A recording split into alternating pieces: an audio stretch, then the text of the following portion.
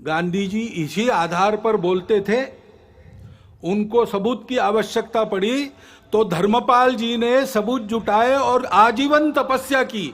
उसके आधार पर उन्होंने भारतवर्ष के ब्रिटिश का प्रभाव होने के पहले के जीवन का जो चित्र सबूतों सहित किया है, प्रमाणित है, वो चित्र भी उनकी भी शताब्दी है, जन्म शताब्दी।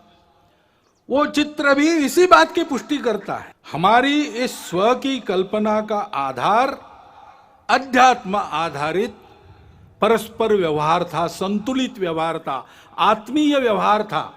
उसको हम धर्म कहते हैं और उस धर्म के उदय से सब सुखी होते हैं।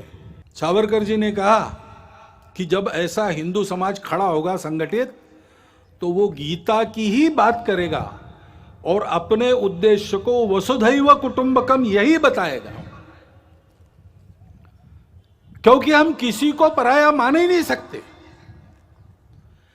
ऐसा हमारा जो आध्यात्मिक राष्ट्रीयता का स्व है, वो उदय होने से दुनिया के सारे झगड़े समाप्त होंगे, खोया हुआ संतुलन वापस आएगा और ऐसा मानव धर्म उदित होगा, हिंदू धर्म उदित होगा। तो फिर परिणाम ये भी होगा कि मनुष्यों के कलहों पर जिनके दुकान चलते हैं और उनके खोए हुए संतुलन पर जो अपना उल्लू सीधा करते हैं, उनके दुकान बंद हो जाएंगे।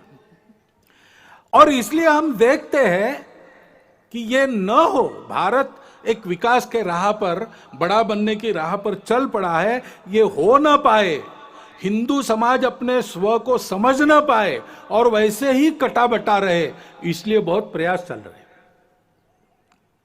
जो जो भारत का है उसकी निंदा करना, जो जो भारत की है उसकी निंदा करना, भारत के जीवन की, भारत के धर्म की, भारत की परंपरा की, इतिहास की, वर्तमान की, व्यवस्थाओं की, सबकी निंदा करना, भारतीयों के हृदय में स्वयं के बारे में ही अश्रद्धा उत्पन्न करना।